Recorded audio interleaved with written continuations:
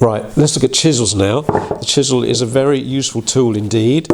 We use it for all manner of cutting, shaping, forming, pairing tasks. And this particular type is what's known as a bevel edge chisel.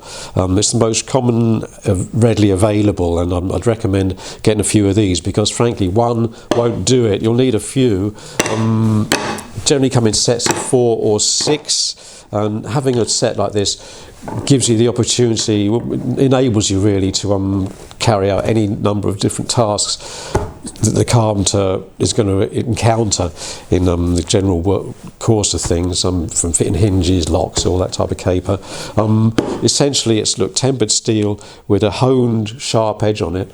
We'll look at sharpening a bit later on, and some kind of ABS or hardened plastic or something handle. The older chisels, the vintage ones, generally have got a hardwood handle, which is a very nice thing.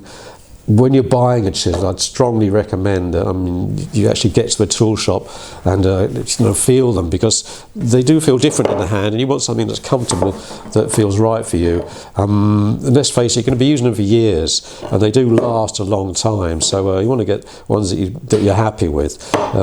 Which makes me. Let me just say this. This is like my first chisel. I think it's one of the first chisels I ever bought, and I don't know if you can see the difference in length of blade there. That's how much action it's seen, what would be in ground, resharpened time after time. But like I say, they do last a long time. I think I've had this one 30 years or something. I don't know, probably longer. So anyway, that's the chisel then, and yes, you'll need some, and I'd recommend you get some.